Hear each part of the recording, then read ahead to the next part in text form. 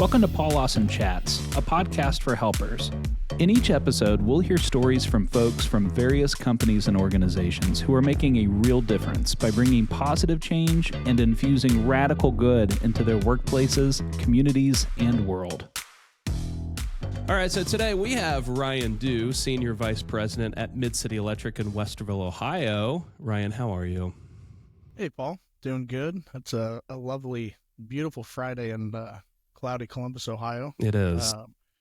It was warm there for a bit. It got cold again. What is this? This would be like we got into what's the term for it? It's like the false spring or fake spring, then back into the winter of despair or whatever it is in Ohio. I think we've ranged from 15 degrees to 65 this week, so we're about 30 today, so it's a lot of fun. Typical.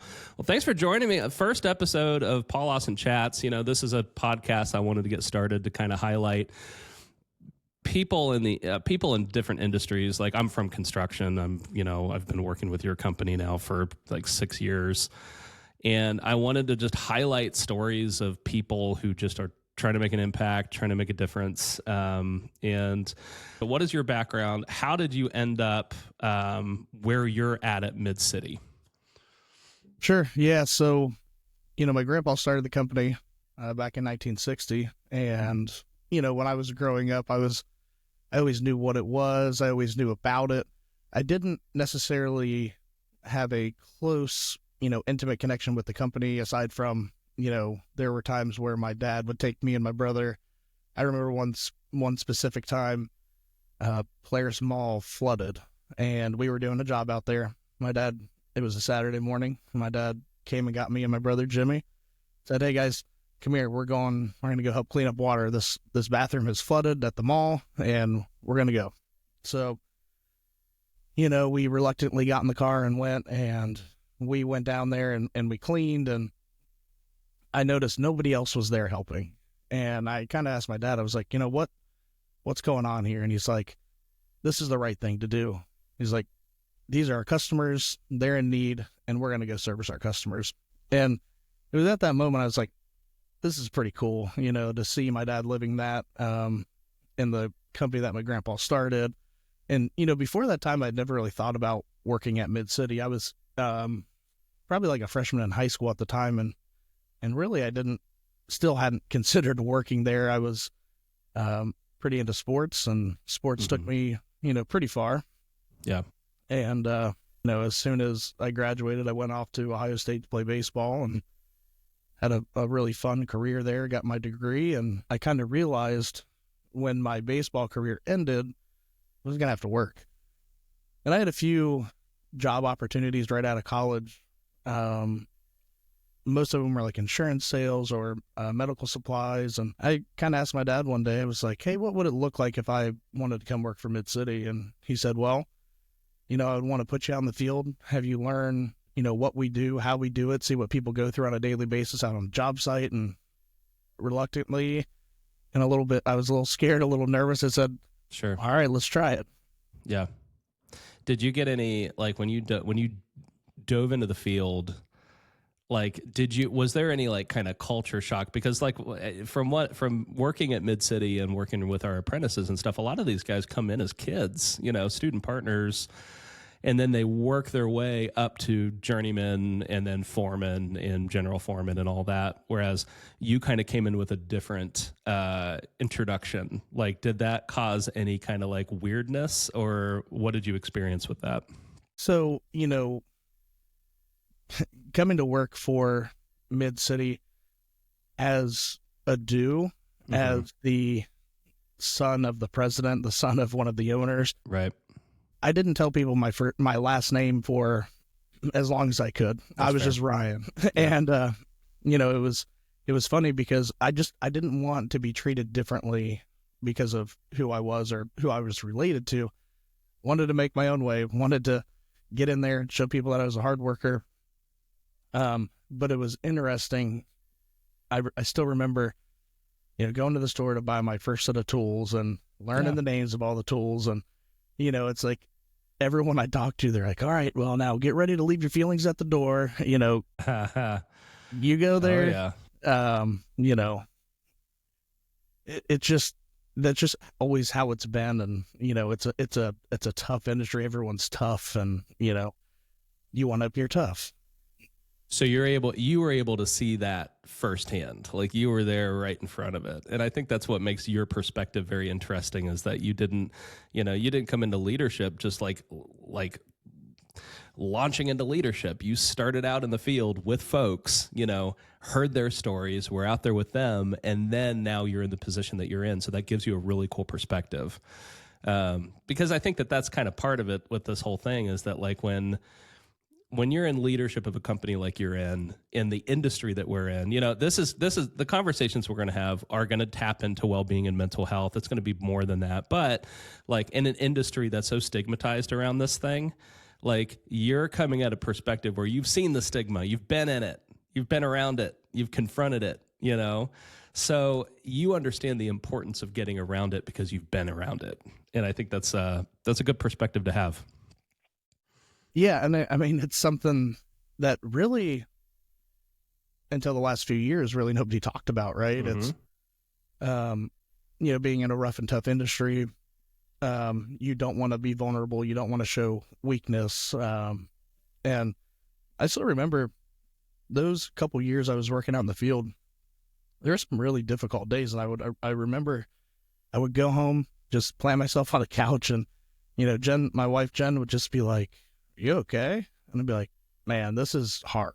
And to see, we've got guys working, and fast forward to now, crazy schedules, crazy overtime, working 7 days a week. It is just, it can really wear on you, and it's just so important to look after your people, because you don't know what someone's going through, and you don't know where someone's breaking point is, and it can be extremely exhausting. Yeah. And I want to tee that up just a little bit too. Like so Mid-City Electric is a full service electrical subcontractor in Columbus, Ohio, which is boomtown right now. How would you say, so you felt the challenges of the role back when you were in it on the field, and the kind of the culture and the challenges that our everyday workers face. How would you say that has, I guess, what's the right word I'm looking for? How has it intensified? How has it gotten harder since going from kind of a service-oriented electrical contractor to much more these big, huge commercial projects and data centers and all that stuff? Yeah, I mean, it elevates it. We're not 150 people anymore. We're 700-800 people.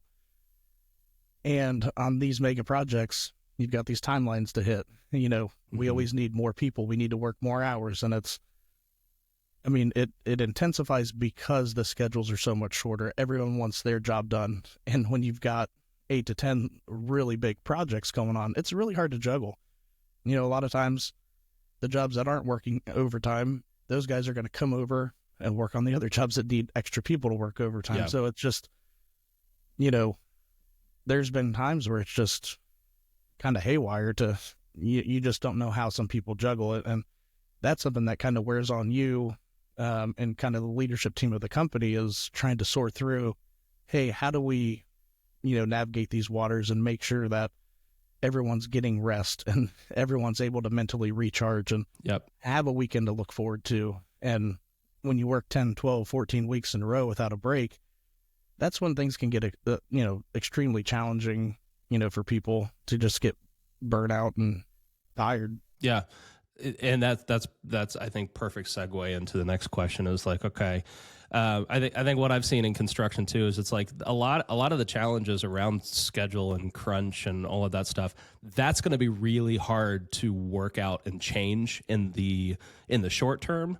Maybe in the long term, things can be done around that when expectations can shift around what can people actually do and how fast can they get it done. But I think what we've landed in and what we like as we've built the well-being program over at Mid-City, the question is like, how do you take care of people in the midst of that?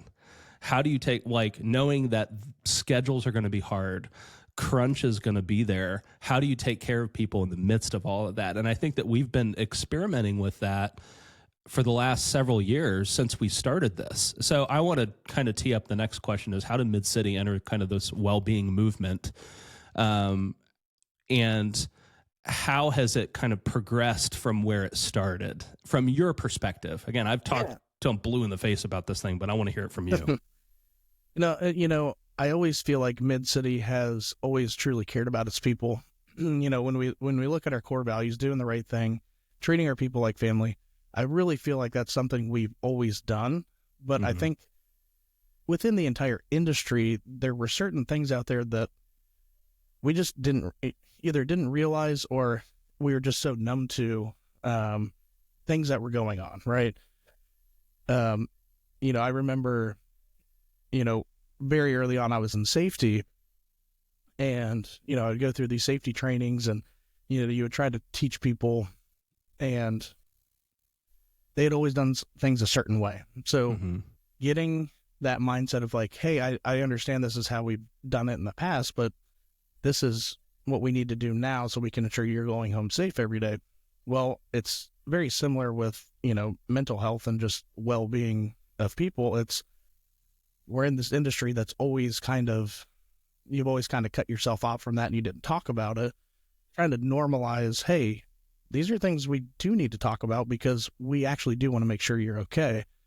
And, I guess for anyone out there who hasn't heard Paul kind of talk about our story of, one of our employees, Blake Roddy, who,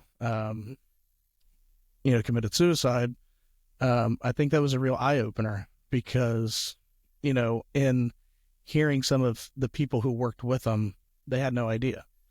And you always go back and think, that was someone I knew. And, you think, well, what if I asked him how he was doing? Or, what if you play the what if game, and, so kind of going on from there. And Paul, that's kind of where you started getting involved. It was in the midst of sadness and confusion, and, how do we take care of people, and how do we make sure everyone's okay? And, I think that kind of spawned us into this. We don't want to have that again. Yeah. And, for companies out there who haven't gone through something like this, it's not really a matter of if, it's kind of when, because we've seen the statistics and they're staggering. Construction is just a high stress, highly physical pressure cooker that, can really take a toll. I always use the imagery of an Instapot whenever I talk about this thing. I'm like, everybody got an Instapot for Christmas, like 5 years ago? That was when everybody's mom got us one. I've got one under my cabinet that's pretty dusty. I know, right? We only use it to make chicken stock. That's our only thing. We figured out it makes a great chicken stock and it's easy to do.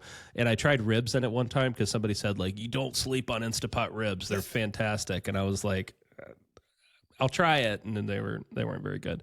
But I use the imagery of an Instapot because I think in an industry like construction where, it's so high pressure, it's so high stress, it's so go, go, go. It's like a pressure cooker without a pressure release valve. When we don't have ways to be able to cope and a place to be able to turn to when we've got home stress going on and work stress going on, it's just pressure, pressure, pressure, pressure, pressure until you break, And so it's not a shock to me how we've landed where we're at. Now it's just moving forward, helping companies, and this is where I think Mid-City's story is so fantastic, and why I wanted to kick this whole podcast off with your story and Mid-City's story, was because I think it's an example of any contractor, any company can do something around this and create those quote-unquote pressure release valves.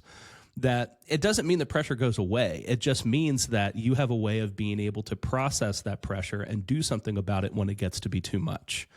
And I think Mid-City has done that very well. I think so. I'm also very biased because I've been involved in it for the last few years. I'd like to think we have. And just, even just if you go solely on feedback that we've received from our own employees, the fact that they truly feel like the company cares about them, I think that's kind of that first step, and that's a really important step. You do not want your people to feel like, I'm only here because the company wants me to get this job done and to get it done however you can, and I don't care what the outcome is. No, we truly do care about the people, and we want them to go home to their families each day. Yeah, we want to get the job done. I mean, that's why we're in business, but you don't get the job done without people. Yeah. Yeah, absolutely. So, yeah, thanks for sharing that. And thanks for sharing just Mid-City's story and how we got here. And I mean, I think I don't think that, I don't know. You guys have the data, but like when we started getting top workplace awards, it was right around the time. And that also might've been just when we first started taking that survey, but like it was right around the time we started doing this stuff and talking about this stuff. And I know when I go out and on Mid-City job sites, the number of folks that I talk to that are just like, I feel taken care of by Mid-City, you know? I more than just to get a paycheck, but I feel like my family is taken care of by Mid-City. And I think there's something to the culture that you've built, your dad's built, your grandpa built. And now it can be an example for other companies to say, hey, you could do it too. Yeah. And you know what? I think coming off of, that incident, I think the very first thing we did was we realized that there was no EAP for the field, which there is now through the union, but before that happened, we added one for the union, and that was not a huge expense. Yes, it costs money, but in the grand scheme of things, a very easy, simple resource that you can point people to where they can be anonymous. They don't have to call everyone up and tell them what's going on, but to have something where you can call a number, talk to someone, get some help, for a very little investment. I mean, it's a no-brainer. So, when you talk about people taking a first step, that's a very cheap, easy first step. Yeah. I don't believe you should stop there, but I think, if you're pondering starting a program, that's a really quick, easy thing you can do right off the bat to get it going. Yeah. I think a lot of companies are sitting on those resources and they don't know how to talk about it. I've seen that. I mean, and honestly, like we were in that position, like at one point Mid-City was in that position where it was just like, we were I remember before we lost Blake to suicide, we were kickballing around mental health ideas. Like I remember with, and if you're listening, Monica Poirier, who is marketing coordinator, but also she's really helped lead the well-being and wellness program over at Mid-City. She's the one who lassoed me into the program and got me started in this whole thing. And we were kickballing mental health, but we had no idea what we were doing. We did not know what was out there. We didn't even know what we were sitting on. We did not have a field EAP at the time. We had an office EAP, but not a field EAP. So it was like, we just didn't even know like what was out there and where to get started. And I still think there are plenty of companies out there that are still in that mode. Like they don't know what's out there and they're not sure how to get started with the conversation.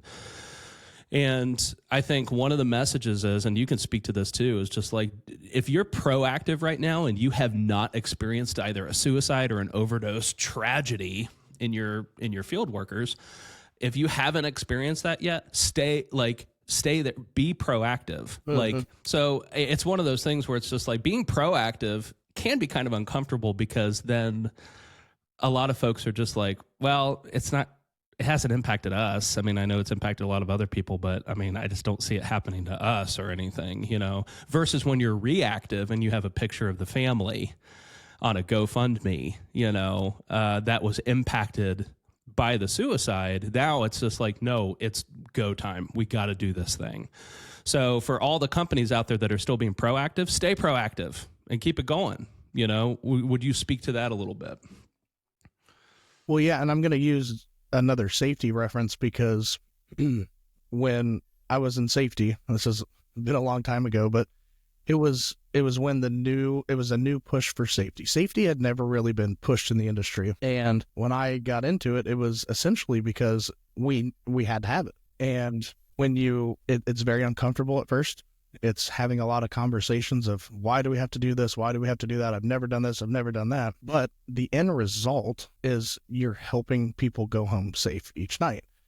And, there are a lot of companies out there who had tragic accidents and deaths on job sites. And a lot of them wish they would have, got on the safety bandwagon a little bit sooner to be able to prevent that from happening. if you haven't had that, or like us, we had not had that, we got on board, we got our program going, and I think we have a very strong safety program. And knock on wood, we had a very good safety record. Same with mental health. You don't ever want to be in a reactive mode. You want to be proactive. You want to prevent anything from happening in the first place. Not saying nothing's ever going to happen, but if something does and you have a program in place, you are so much more well prepared to handle that situation and care for the rest of the people and the family. And so I don't think there's any downside to it. I can't promise you it's going to prevent everything. Right. But it may prevent someone or, oh yeah. Yeah, for sure. I think about even just our, like when folks simply reach out to say, hey, I don't even know where to get started here. I got this thing going on in life.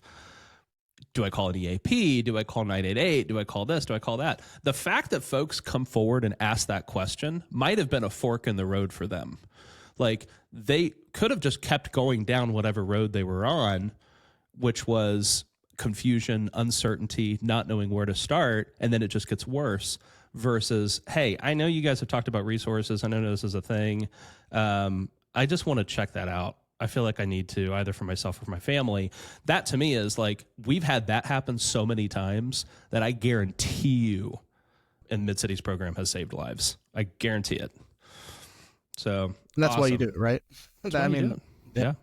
That's why you do it. I 100% agree. That's why you do it. It's like we're saving lives and helping people feel taken care of in a whole new way. So, so changing gears a little bit, we talked about the well-being program at Mid-City. We talked about how it's fit into the culture that your family has built.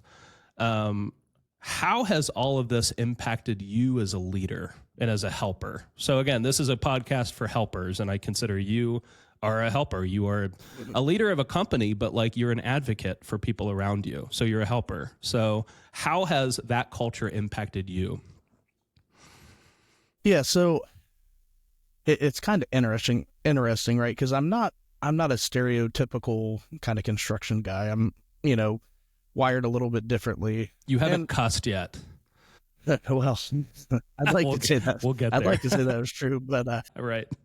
Yeah. Unfortunately, when you're around it a lot, sometimes it slips out a little bit. I know. I was just going to say, you haven't cussed on this podcast yet, which I'm thinking if you were a stereotypical construction worker, we'd already be 3 F words in, but that's okay. But, growing up, I was always very involved in, different youth groups and helping work with youth. And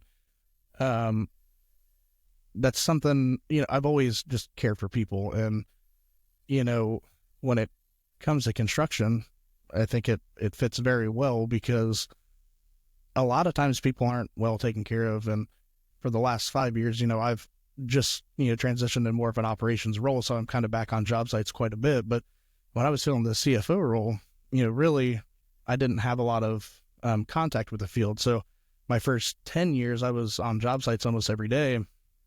And then for about 5 years, I really was more in the office. Everyone needs cared for, right? So I had a pretty good sized team in the office. So I kind of put my focus there. I think it's key that you get all your leaders to be able to have that kind of same feeling of wanting to care for your people and, build not just a working relationship, but just see how people are doing. So I think, a lot of times when I meet with people that I'm managing or if I'm going out onto a job site, yeah, we need to see how the job's going. We need to see what's going on, but it's like, also, how are you doing? Is there anything I can do to help you out? Is there a conversation that needs to be had? Is there a resource you need that you're not getting that is really, getting you frustrated, getting you burnt out? So I think whether you're in the office, whether you're in the field, dealing from a personal level and just seeing how people are doing is something that I think has really impacted me as a leader or as a manager and just trying to lead people. Yep. I love that. So, I mean, it seems like it's giving you an extra layer of support for the folks that you're leading. Like you are, it's not just, are you getting the job done? It's, are you okay while you're getting the job done? Exactly. Yeah. And I think that's awesome. And So how has it impacted, like, so we've had our program, Mid-City's had the program now for 3 or 4 years. Has it impacted you directly?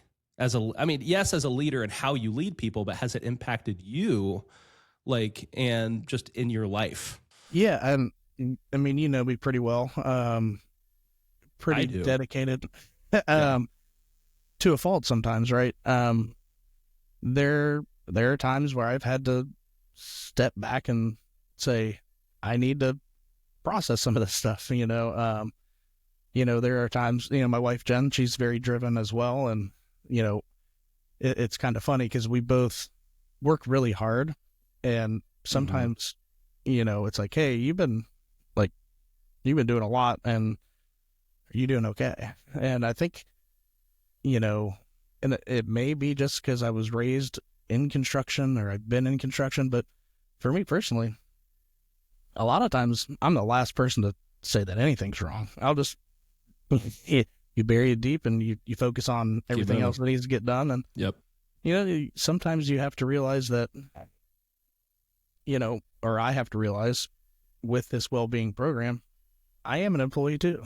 And it does, I'm not exempt from, things that happen. And sometimes you've got to be able to process them and, talk to people. And you also have to learn that that's okay. And, I think that's one of the things we're trying to normalize is being able to talk about when you're not doing all right or when you need help. And, yeah. So sometimes you got to look in the mirror. Yeah. Well, so what does self-care look like for you then? So again, you're in a high stress industry, with a company that has, how much has Mid-City grown in the last, I started there in 2019. How much has it grown since 2019?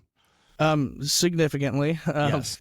I would say we have, I'm trying to think volume wise in 2019 to 2025. I mean, we've probably doubled twice. Yeah. In that time. And when was it founded again? You said 1960? 1960, June 1, 1960. So you think about the exponential growth that Mid-City has seen in the last several years. Some of that's absolutely intentional on your guys' part. Some of it is that Columbus is booming and growing so fast. So that's part of, we've already established that's part of where some of the stress is how much the schedules and the amount of work and making sure there's people to do the work and all of that. But like for you, it's from a leadership standpoint, you're still within that crunch and schedule too. Just like we talk about the field workers, but it's impacted you guys as leaders as well. So what is self-care? What are the biggest self-care things that you've learned that you could share that maybe other leaders or other helpers can hear to be like, hey, this has worked for me, and this has been helpful, Well, I'll have to say I'm still learning. I'm not always the best. None of us have, advice. Maybe some folks have written the book, and if they wrote the book, they're still learning too. I don't think any of us are masters at this. Yep. It's funny because, I talked about being pretty committed to work, both me and my wife, and like some of the best things that we've done over, I'll call it the last 6 months, is get a babysitter and just go out to dinner and hang out and talk. And it's funny. We have 2 daughters, 8 and 6, Winnie and Hazel, and they're awesome. They're so much fun, and it's a big responsibility. Taking care of 2 kids, and every once in a while you want to break, and it's hilarious because you end up getting a babysitter. You go out and then you talk about the kids the whole time.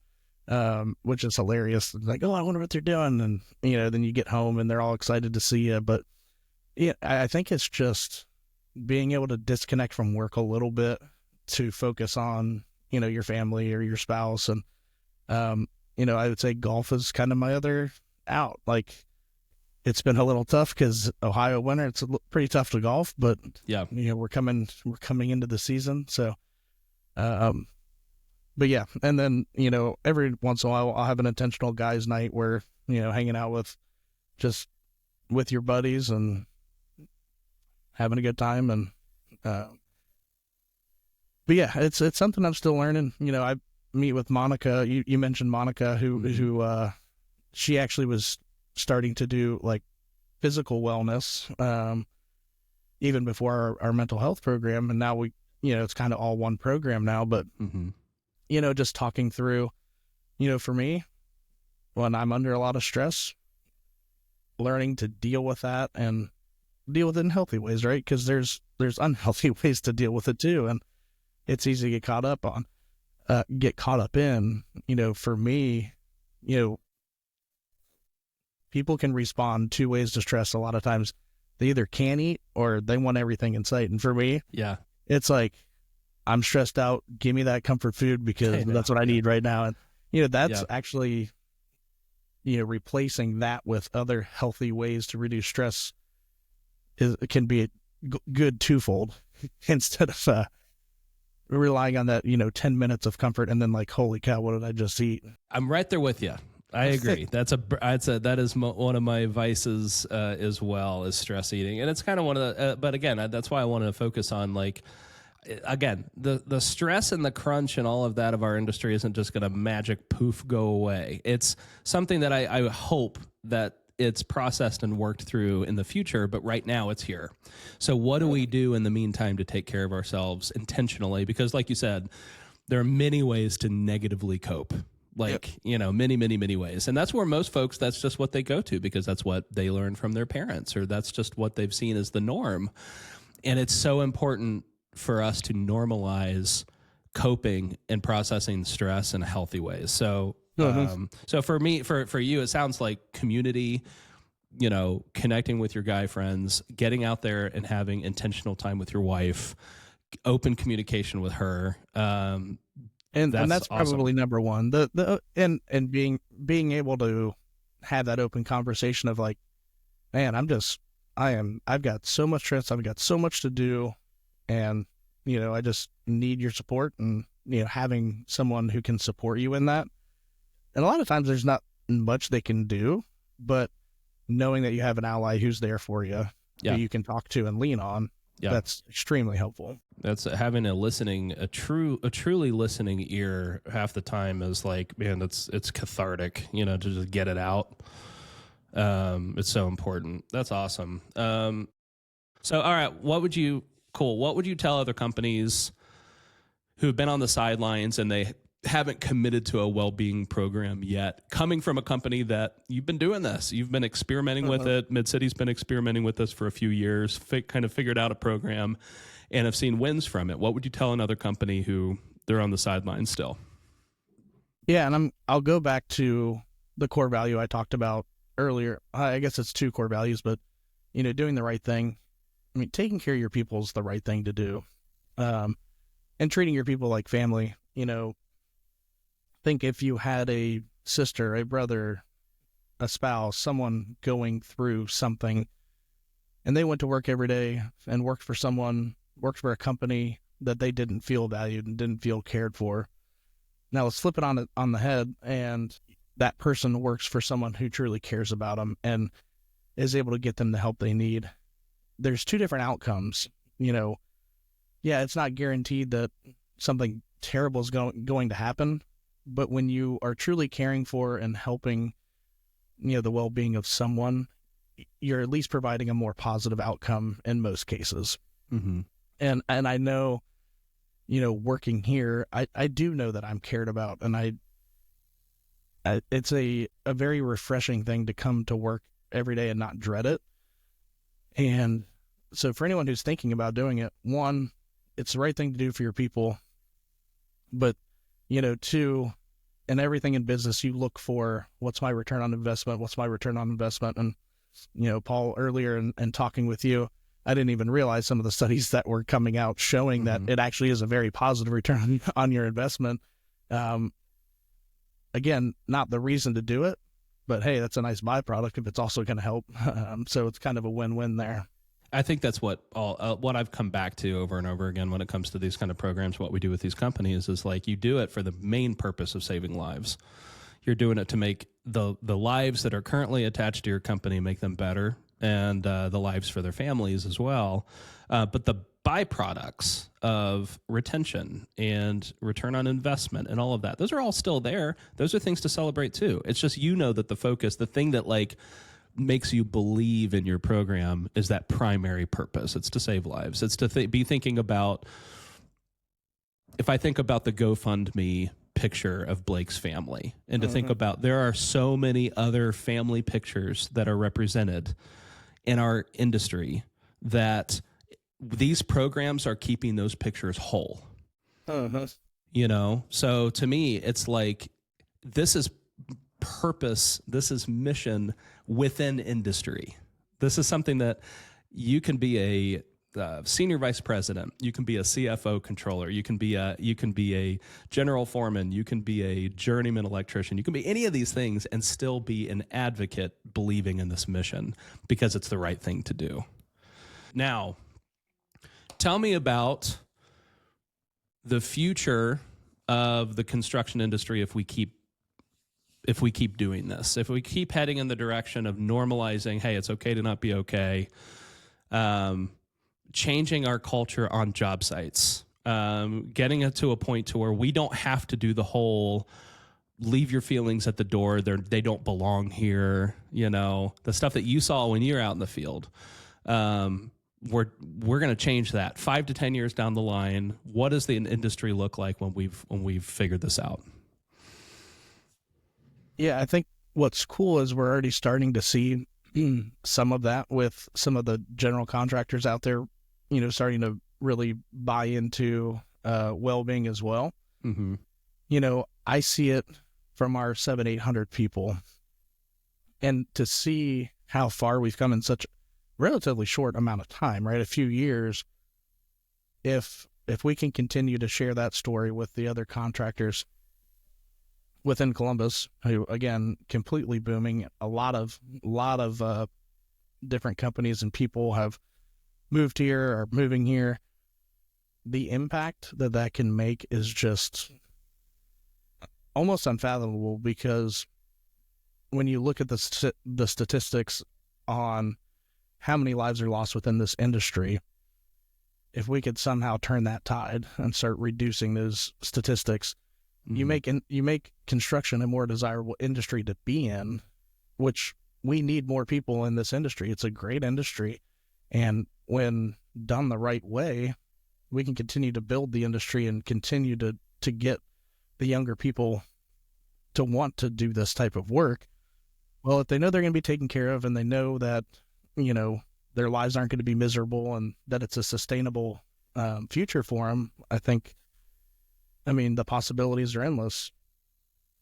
I think that's an interesting, I read something the other day that like millennial dads are spending more time with their kids, like literally physically more time with their kids than in generations past. And it's a point of pride for that age group. And I think Gen Z is going to be heading in that direction as well. But when we talk about the crunch and the schedule of construction, and about how like the values have to line up with the next generation that you want to reach, like that to me is part of this, is that like when you are committed to well-being and taking care of your family and like providing those boundaries so that like you can focus on your family as well and be a present parent, you know, that to me is the like what the snapshot of the future of this thing is. It's aligning the values of what the generation is looking for, you know, and where they're working, you know. And a lot of these generations, they're wanting, so millennials, Gen Zs, they want to join an industry. They're willing to like sacrifice some stuff in order to get the kind of work balance and culture that they want to be a part of, you know. So our industry just has to like align with that, and I think that's where we're headed with this. Would you agree? Yeah, I mean, it's definitely challenging, and you know, it's funny. There's always kind of a war of all the different generations, right? And you know, everyone will say, "Oh, the millennials and below are, you know, they're lazy," or it's not the case. They just value different things, right? And a lot of it's been generation driven. You know, we're also biased because we're millennials. It'd be true. Yeah, it used to be just, you know, pay more money and that's all people really cared about. Well, yeah, right. Now it's more like, hey, I would prefer to have time off, or, you know, prefer to have an extra holiday, or, you know, and I think we've, you know, catered to that a little bit, and we've bent and molded, and I think we've been innovative with some of our certain benefits to, you know, it is funny because, you know, we're still in a workforce where you've got Gen Xers, boomers, millennials, Gen Xers, and So there's a lot of different generations, but Part of the within a challenge. few short years, you know, it'll be, more millennial dominated. And, it's kind of crazy to think about what it may look like then. But I think the one thing I always try to do is I try to soak up wisdom wherever I can find it, right? And it's where there's a war of these different generations. I love to take the wisdom from each of these generations and try to see where I can find common ground within, because I've got pretty much 2 generations in front of me and 2 behind me. So I'm kind of right in the middle. Yeah. So Right. I always try to see, okay, well, how can I make these small changes, but also still kind of keep everyone at peace? And, a lot of it's, people compromising. And that's what I love about the leadership in Mid-City is like, no matter what we decide, we're a united front. We work together, we work things out, and, it's a special team to work with. Yeah, absolutely. And I think that could be representative of the future of our industry as well, in which, because I remember when we first started this, the part of the conversation was the divide between the older generation and the younger generation, and how it's just like, this is like oil and water, man. These do not mix, as much as you can try. And what I've seen actually, especially within the well-being space, is that they actually can. I've seen the older generation step up looking to take care of people because they've never had the opportunity to do so. The culture has never really been there or allowed for it. So now that there's a space for them to do it, the number of folks in the older generation in construction who have stepped up to say, like, I've just never had the option to do this. And now you're saying that there's a platform for me to be able to like do this and care for people. And I've always wanted that, and it's here now, So it's like, and then the younger generation, this is something that's a little bit more baked into their culture. Like we've said with millennials and Gen Zs, this is just something they're looking for in what they're doing. So to me, it's just, I see like this being a snapshot of the future of what this industry can look like. And again, as millennials and Gen Zers will make up more of the percentage of our field workers, we're just stepping up and we're aligning with what they want. And we're also creating a culture that the older generation can just step into and say, hey, it's here. It's for you too and your families. So, which I think is just awesome. Cool. Okay. And I just think what you've built at Mid-City and what Mid-City represents is exemplary. I think it's amazing. Taking my bias out of the equation, I just think that it's the kind of example other companies should look at and be like, man, we can do this. And then also for you as a leader, and the work that you've done both on yourself, developing self-care. I've seen you and I know you. I've known you for years now, and I've known the steps that you've taken to develop self-care and what that's done for you in your life, even personally, should also be the standard for leaders in the industries with as much stress like construction. So I just want to speak to that. Like, that's what I want part of this podcast to be, is just encouraging, like, breath of fresh air of like, hey, like, advocacy and helping in a world that's as hard, and there's a lot of negativity and a lot of division, and to be able to just back each other up, encourage each other, and say and just say, hey, you're doing awesome. That's what I want this to be. So, what else? Any closing thoughts? We've been going for close to an hour now, so let's wrap it up. If you were to give a wrapping thought on this whole thing, put a bow on it.